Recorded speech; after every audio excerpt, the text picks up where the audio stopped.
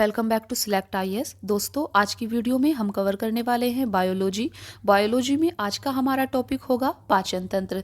तो आज की वीडियो में हम पाचन तंत्र से रिलेटेड प्रीवियस ईयर में जितना भी आपसे क्वेश्चन पूछा गया है उन्हें हम आज की वीडियो में डिस्कस करेंगे और इन क्वेश्चंस के थ्रू ही हम अपनी बायोलॉजी के रिवीजन को कंप्लीट करेंगे। देखिए, यहाँ पर हम साइंस का घटना चक्र को डिस्कस कर रहे हैं। साइंस के अंदर आपको 3 चीज़ों को पढ़ना होता है, फिजिक्स, केमिस्ट्री और बायोलॉजी। आप सब अगर एग्जाम के पॉइंट ऑफ व्यू से हम बात करते हैं तो सबसे ज़्यादा प्रश्न आपसे बायोलॉजी से पूछे जाते हैं। इसीलिए बायोलॉजी को हम सबसे पहले यहाँ पर कवर कर रहे हैं ताकि आपका बायोलॉजी काफ़ी अच्छे से तैयार हो जाए और आप इसका बार बार रिवीजन कर पाए। बायोलॉजी जैसे ही हमारा कंप्लीट होता है देन हम फिजिक्स और केमिस्ट्री को भी कंप्लीट करेंगे। इसीलिए आपको रेगुलर क्लासेस को देखना है, डेली क्लासेस को देखना है। डेली यहाँ पर आपकी क्लासेस आ रही हैं। बायोलॉजी के अलावा हम पॉलिटी और ज्योग्राफी के घटना चक्र को भी डिस्कस कर रहे हैं, तो आप इनकी क्लासेस को भी ज़रूर देखें।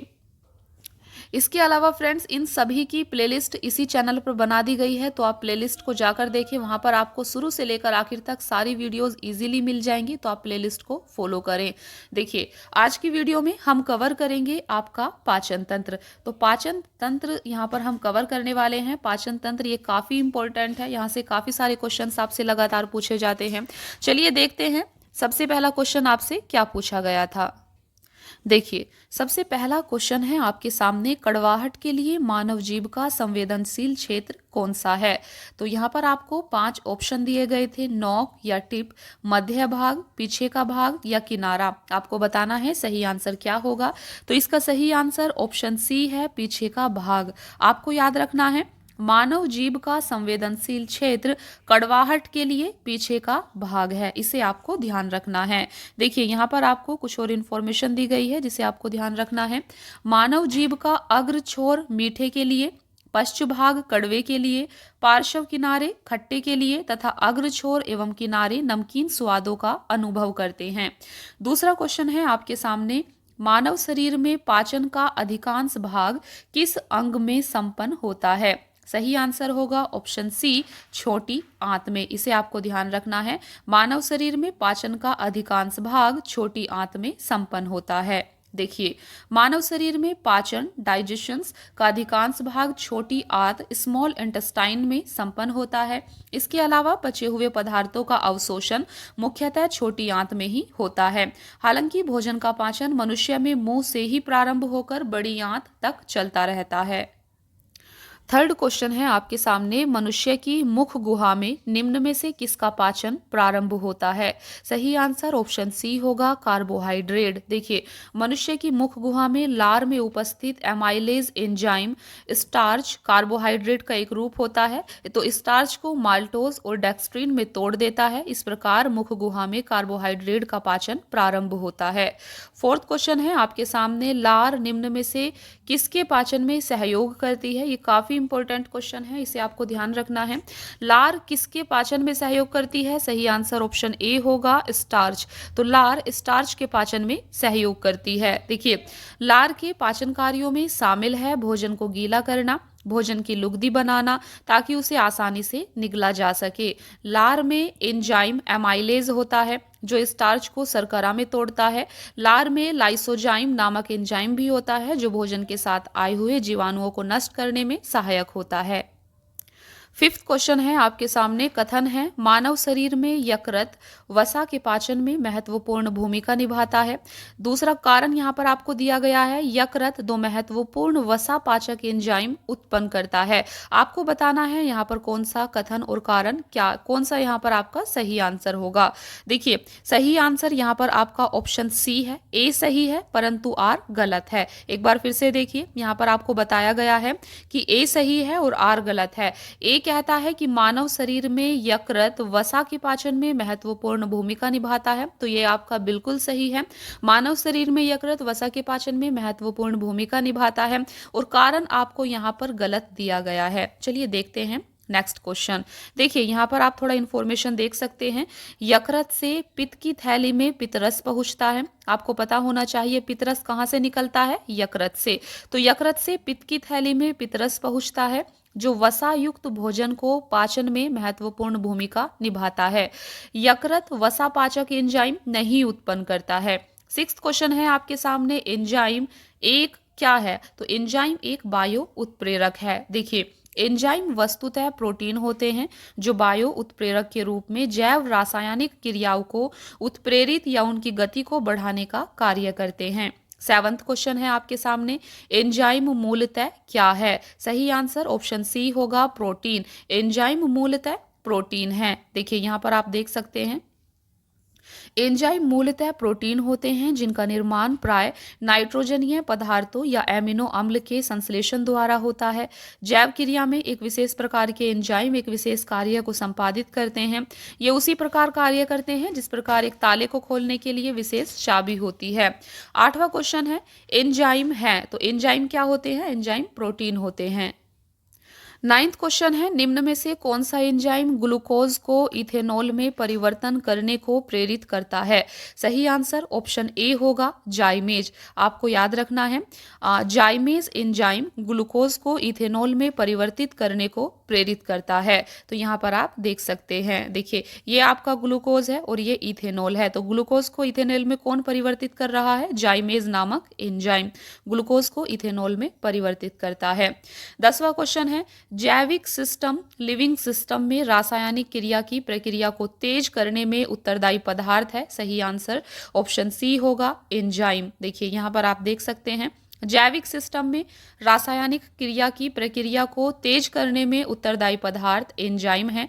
सभी एंजाइम प्रोटीन्स होते हैं। बहुत से कार्बनिक पदार्थ जैसे प्रोटीन, कार्बोहाइड्रेट एवं वसा को सरल अणुओं में परिवर्तित करने की क्रिया एंजाइम द्वारा संपन्न होती है। 11वां क्वेश्चन है आपके सामने, निम्न में से किस एक की उत्पत्ति यकृत का कार्य है? सही आंसर ऑप्शन बी होगा, यूरिया।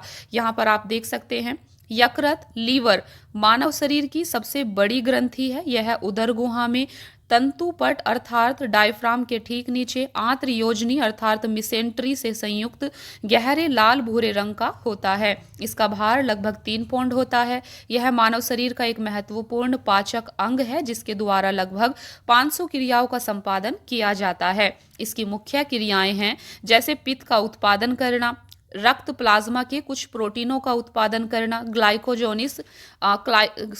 ग्लाइकोजेनोसिस क्रिया द्वारा ग्लूकोज का ग्लाइकोजन में परिवर्तन करना, रक्त में एमिनो अम्ल का नियमन तथा विषाक्त अमोनिया को यूरिया में परिवर्तित करना आदि। तो ये सभी कार्य हैं आपके, यहाँ पर आप देख सकते हैं। देखिए यकृत के, यहाँ पर हम यकृत की बात कर रहे थे।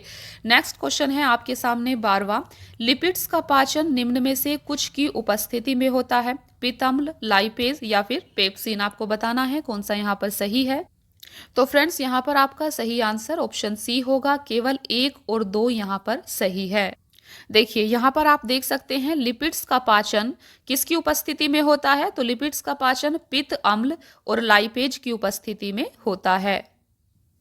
देखिए हमारे भोजन सामग्री में अधिकांश लिपिड्स सरल वसाओं अर्थात ट्राइग्लिसराइड्स के रूप में होते हैं। लिपिड्स के पाचन में लाइपेज नामक एंजाइम की महत्वपूर्ण भूमिका होती है। यह लिपिड्स को वशीय अम्लों तथा मोनोग्लिसराइड्स में विखंडित करते हैं। लाइपेज एंजाइम प्राकृतिक रूप से अग्नाशय तथा अमाशय से स्रावित होने वाले रस में उपस्थित होता है। पित्त में कोई पाचक एंजाइम नहीं होता, फिर भी यह लिपिड्स के पाचन एवं अवशोषण में सहायक होता है। यह वसा का इमल्सीकरण करता है। पेप्सिन नामक एंजाइम प्रोटीन के पाचन में सहायक होता है। 13वां क्वेश्चन है आपके सामने, एंजाइम लाइपेज का स्रोत है? तो इसका स्रोत है आपका ऑप्शन बी, अग्नाशय। इसे आपको याद रखना है, अग्नाशय से ही आपका लाइपेज नामक एंजाइम निकलता है। 14 क्वेश्चन है आपके सामने, मानव तंत्र में निम्न में से कौन सा एक पाचक एंजाइम नहीं है? सही आंसर ऑप्शन बी होगा, गैस्ट्रीन। तो यहाँ पर आप देख सकते हैं, मानव तंत्र में गैस्ट्रीन एक पाचक एंजाइम नहीं है, जबकि ट्रिप्सिन, टाइलिन और पेप्सिन यह पाचक एंजाइम है। यहाँ पर आप देख सकते हैं, देखिए ट्रिप्सिन, टाइलिन तथा पेप्सिन पाचक एंजाइम होते हैं जिनका स्राव क्रमशः अग्नाशय, लार ग्रंथि तथा आमाशय द्वारा किया जाता है। आपको याद रखना है, ट्रिप्सिन का स्राव किसके द्वारा होता है? अग्नाशय के। देखिए यहाँ पर ट्रिप्सिन, टाइलिन और पेप्सिन। ट्रिप्सिन का स्राव अग्नाशय, टाइलिन लार ग्रंथि में होता है, पेप्सिन आमाशय के द्वारा। आपको इन्हें याद रखना है, इनका स्रावन इनके द्वारा किया जाता है।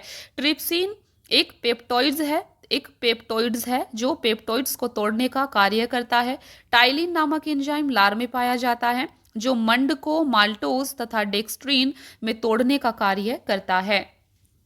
जबकि गैस्ट्रीन एक हार्मोन है जो कि आमाशय में जी कोशिकाओं तथा ग्रहणी द्वारा मुक्त होता है। यह आमाशय के द्वारा गैस्ट्रिक अम्ल के स्रावन को उद्दीप्त करता है। 15वां क्वेश्चन है आपके सामने, मानव शरीर में प्रोटीन का पाचन निम्न में से किस अंग में प्रारंभ होता है? सही आंसर ऑप्शन डी होगा, आमाशय। देखिए, मानव शरीर में प्रोटीन का पाचन आमाशय में प्रारंभ होता है। हालांकि पाचन का अधिकांश भाग छोटी आंत में संपन्न होता है तथा पचे हुए पदार्थों का अवशोषण भी मुख्यतः छोटी आंत में ही होता है।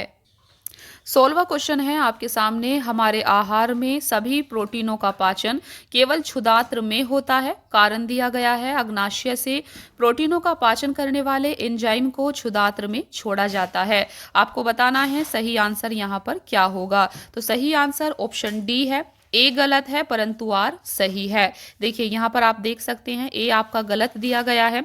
ए कहता है कि हमारे आहार में सभी प्रोटीनों का पाचन केवल क्षुधांत्र में ही होता है, तो ये आपका यहाँ पर गलत दिया गया है। जबकि आर आपका सही है। कारण कहता है अग्नाशय से प्रोटीनों का पाचन करने वाले एंजाइम को क्षुधांत्र में छोड़ा जाता है, तो ये आपका यहाँ पर सही दिया गया है।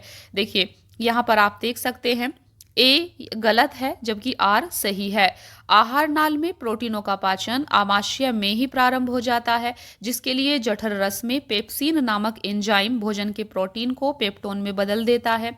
आमाशय के पश्चात भोजन जब ग्रहणी में पहुंचता है तो अग्नाशय द्वारा अग्नाशयक रस भोजन से जा मिलता है, जिसमें प्रोटीन के पाचन के लिए ट्रिप्सिन नामक एंजाइम होता है जो कि प्रोटीन को पॉलीपेप्टोइड में परिवर्तित कर देता है।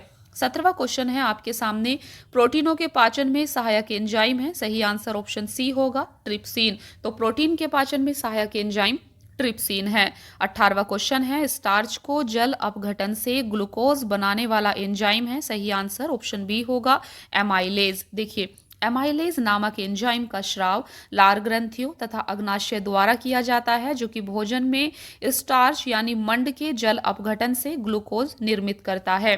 19 क्वेश्चन है, कौन से परिवर्तन में एंजाइम ट्रिप्सिन उत्प्रेरक का कार्य करता है? सही आंसर ऑप्शन सी होगा, प्रोटीन को एमिनो अम्ल में बदलने में।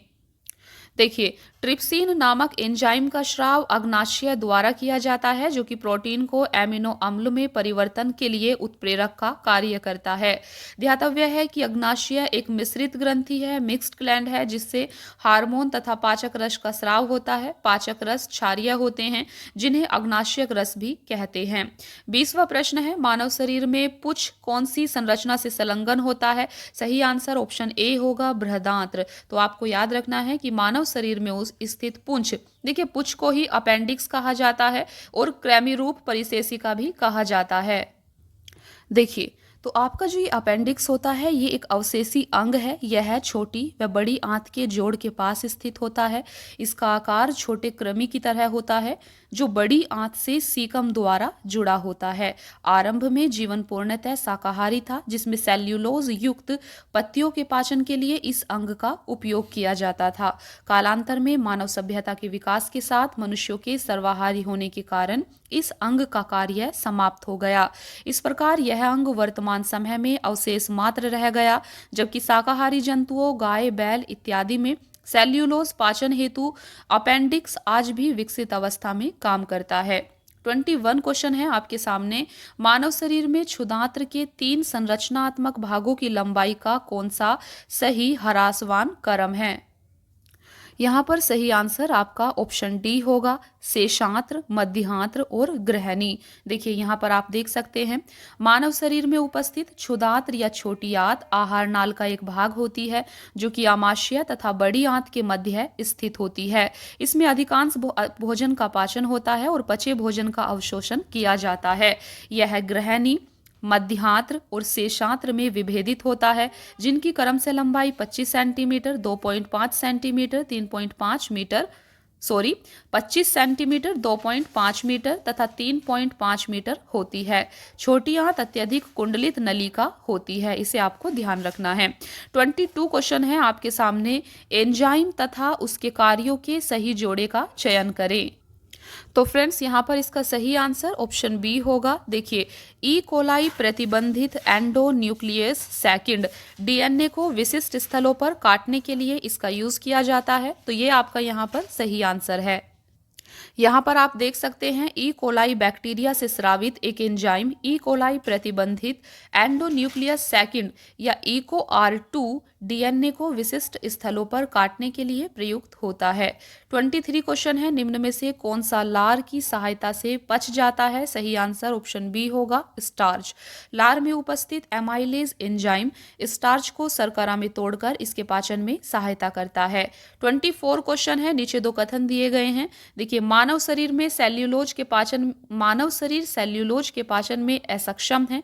कथन देखिए यहाँ पर दिया गया है, मानव शरीर में स्टार्च अपघटक एंजाइम डायस्टेज विद्यमान रहता है। आपको बताना है सही आंसर यहाँ पर क्या होगा। तो सही आंसर ऑप्शन बी है। ऑप्शन बी कहता है कि ए तथा आर दोनों सही हैं, किंतु आर ए का सही स्पष्टीकरण नहीं है। इसे आपको ध्यान रखना है। तो ये दोनों कथन आपके यहाँ पर सही दिए गए हैं। मानव शरीर सेल्यूलोज के पाचन में असक्षम होता है। मानव शरीर में स्टार्च अपघटक एंजाइम डायस्टेज विद्यमान रहता है। देखिए यहाँ पर आप देख सकते हैं, मानव शरीर सेल्यूलोज के पाचन में असक्षम है। मनुष्य के पाचन तंत्र में सेल्यूलोज को पचाने वाले एंजाइम नहीं पाए जाते हैं, परंतु स्टार्च अपघटक एंजाइम लारिया डायस्टेज जो स्टार्च को माल्टोज में तोड़ता है, मनुष्य की लार में भी पाया जाता है। अतः दोनों कथन सही हैं, परंतु डायस्टेज की वजह से सेल्यूलोज का पाचन नहीं होगा, इसीलिए यह तर्कसंगत नहीं है। 25 क्वेश्चन है, शरीर में अतिरिक्त ग्लूकोज ग्लाइकोजन में परिवर्तित होकर भंडारित रहता है। सही आंसर ऑप्शन बी होगा, यकृत में। देखिए, मानव शरीर की सबसे बड़ी ग्रंथि यकृत है, जिसका प्रमुख कार्य रक्त में उपस्थित अतिरिक्त ग्लूकोज को ग्लाइकोजन के रूप में परिवर्तित करके संचित रखना है। आवश्यकता अनुसार यह ग्लाइकोजन ग्लूकोज में बदलकर शरीर को ऊर्जा प्रदान करता है। इस प्रकार यकृत अतिरिक्त शर्करा एवं ऊर्जा में सामंजस्य बनाए रखता है। 26 क्वेश्चन है आपका, 10 दिनों से अधिक दिन तक उपवास करने पर लीवर पर क्या प्रभाव पड़ता है? सही आंसर ऑप्शन ए होगा, लीवर में ग्लूकोज स्तर कम हो जाता है। तो यहाँ पर आप देख सकते हैं 10 दिनों से अधिक उपवास की स्थिति में लीवर में ग्लूकोज का स्तर कम होने लगता है। 27 क्वेश्चन है, यकृत एवं मांसपेशियों में ऊर्जा जमा होती है। सही आंसर ऑप्शन डी होगा, ग्लाइकोजन के रूप में। इसे आपको ध्यान रखना है। देखिए, शरीर की कोशिकाओं को कार्य करने के लिए ऊर्जा की आवश्यकता होती है। यह ऊर्जा सुगर, वसा, प्रोटीन की रासायनिक क्रियाओं से प्राप्त होती है। सुगर शरीर में ग्लूकोज में परिवर्तित हो जाती है, जो एक सरल शर्करा है। यह अवशोषित होकर रक्त से विभिन्न अंगों ऊतकों में पहुंच जाती है। यकृत मांसपेशियों में मुख्यतः ग्लूकोज या ऊर्जा ग्लाइकोजन के रूप में जमा होती है। 28 क्वेश्चन है, मानव शरीर की सबसे बड़ी ग्रंथि कौन सी होती है? सही आंसर ऑप्शन ए होगा, यकृत। तो यहाँ पर आप देख सकते हैं, मानव शरीर की सबसे बड़ी ग्रंथि यकृत है, जबकि शरीर की सबसे बड़ी अंतःस्रावी ग्रंथि आउटू ग्रंथि थायराइड ग्लैंड है। यकृत लगभग 15 से 22 सेंटीमीटर लंबा तथा चौड़ा, भार में लगभग 1.5 किलोग्राम होता है। यह एक प्रमुख पाचक ग्रंथि है, जो कि कार्बोहाइड्रेट उपापचय, वसा उपापचय और पित्त का स्रावन इत्यादि कार्य करती है। 29 क्वेश्चन है, मानव शरीर में सबसे बड़ी ग्रंथि कौन सी होती है? सही आंसर ऑप्शन बी होगा, यकृत। 30वां प्रश्न है, निम्न अंगों में से पित्त का संचय किस में होता है? सही आंसर ऑप्शन डी होगा, पित्ताशय। देखिए, यहाँ पर आप समझ सकते हैं, पित्त का श्रावण यकृत द्वारा होता है, किंतु इसके संचय का कार्य पित्ताशय करता है। इसके अलावा यह यकृत से आए पित्त से जल सोखकर इसका अत्यधिक सांद्रण भी करता है। पित्ताशय लगभग 8 सेंटीमीटर लंबा और 4 सेंटीमीटर चौड़ा अंडाकार थैली होती है, जो कि उदर गुहा में स्थित होती है। 31 क्वेश्चन है आपका, शरीर के किस भाग में पित्त का निर्माण होता है? सही आंसर ऑप्शन ए होगा, यकृत में। 32 क्वेश्चन है आपके सामने। देखिए, 32 क्वेश्चन, पित्ताशय में उपस्थित पत्थर निम्न में से किसका पाचन प्रभावित करता है? सही आंसर ऑप्शन बी होगा, वसा का। तो आपको पता होना चाहिए कि पित्ताशय यकृत से उत्पन्न पित्त का भंडारण करता है। पित्ताशय के अंदर पित्त अवयवों के संघनन से बना हुआ रवाकृत जमाव ही पित्त की पथरी है। पित्त की पथरी वसायुक्त भोजन के पाचन में समस्या उत्पन्न कर सकती है। 33 क्वेश्चन है, सामान्य मानव के संदर्भ में निम्नलिखित कथनों पर विचार करें। सबसे सबसे पहला, HCl की मौजूदगी की अनुक्रिया के रूप में ग्रहणी से सेक्रेटिन उत्पन्न होता है। वशीय अम्लों की मौजूदगी की अनुक्रिया के रूप में क्षुदांत्र से एंटेरोगेस्ट्रॉन उत्पन्न होता है। आपको बताना है सही आंसर यहाँ पर क्या है, तो सही आंसर ऑप्शन सी है। 1 और 2 दोनों कथन यहाँ पर आपका सही दिया गया है। एक बार फिर से देखिए, सामान्य मानव के संदर्भ में HCl की मौजूदगी की अनुक्रिया के रूप में ग्रहणी से सेक्रेटिन उत्पन्न होता है, सही आंसर, सही कथन है। वशीय अम्लों की मौजूदगी की अनुक्रिया के रूप में क्षुदांत्र से एंटेरोगेस्ट्रॉन उत्पन्न होता है, ये भी आपका यहाँ पर सही दिया गया है, इसे आपको ध्यान रखना है। देखिए, सेक्रेटिन नामक हार्मोन का श्रावण कायम की अम्लीयता से प्रोत्साहित होता है, जो कि जठरीय श्रावण को रोकता है। क्षुदांत्र द्वारा एंटेरोगेस्ट्रोन नामक हार्मोन का श्रावण होता है। 34 क्वेश्चन है, निम्न में से कौन सा एंजाइम प्रोटीनों को एमिनो अम्लों में विघटित करता है? सही आंसर ऑप्शन ए होगा, पेप्सिन। तो यहाँ पर आप देख सकते हैं, प्रोटीन का पाचन आमाशय में प्रारंभ होता है। आमाशय में पेप्सिन नामक एंजाइम प्रोटीन को छोटे पॉलीपेप्टोइड और उनके घटक एमिनो अम्ल में विघटित करता है। 35 क्वेश्चन है, 2 सूची यहाँ पर दी गई हैं जिनका मिलान आपको करना है। देखिए, सही आंसर यहाँ पर आपका ऑप्शन ए होगा। चलिए इनका सही सुमेल डायरेक्टली देखते हैं ताकि आप इनको इजीली याद कर पाएं। देखिए, टाइलिन जो है ये आपका स्टार्च को पचाता है। पेप्सिन प्रोटीन को पचाता है। रेनिन रक्त में एंजियोटेसिनोजेन को एंजियोटेसिन में बदलता है। ऑक्सीटोसिन यह मसरन पेशियों में सिकुड़न प्रेरित करता है। 36 क्वेश्चन आपका दिया गया है। यहाँ पर आपको 2 सूची दी गई हैं जिनका मिलान आपको करना है, जैसे कि आप देख सकते हैं। देखिए, सही आंसर यहाँ पर आपका ऑप्शन बी होगा। चलिए सही सुमेल देखते हैं। देखिए, विटामिन क्या है यहाँ पर? कैरोटीन एक विटामिन है। पेप्सिन क्या है? पेप्सिन एक एंजाइम है। और टेस्टोस्टेरोन या प्रोजेस्टेरोन ये आपके हार्मोन्स होते हैं। कैरेटिन क्या है? कैरेटिन एक प्रोटीन है। 37 क्वेश्चन है, यहाँ पर आपको 2 सूची दी गई हैं जिनका आपको मिलान करना है। देखिए, यहाँ पर भी आपका सही आंसर ऑप्शन सी होगा। देखिए, सही सुमेलन इस प्रकार है। ग्लूकोज, द्राक्ष शर्करा क्या है? यह एक ग्लूकोज है। फल शर्करा फ्रक्टोज होती है। दुग्ध शर्करा लैक्टोज होती है। चीनी सुक्रोज होती है। और स्टीविया यह एक प्राकृतिक स्वीटनर है। इन्हें आपको एज इट इज याद कर लेना है। ये क्वेश्चन आपसे बार बार एग्जाम में पूछे जाते हैं। देखिए, 38 क्वेश्चन है आपके सामने। ग्लूकोज का सूत्र है, तो इसका सही आंसर ऑप्शन सी होगा, C6H12O6। ये आपका ग्लूकोज का सूत्र है, इसे भी आपको अच्छे से ध्यान रखना है, याद कर लेना है। देखिए, ग्लूकोज एक सरल कार्बोहाइड्रेट है। इसका रासायनिक सूत्र C6H12O6 है। यह जल, एसिटिक अम्ल और कई अन्य विलायकों में घुलनशील होता है। यह स्वाद में मीठा होता है।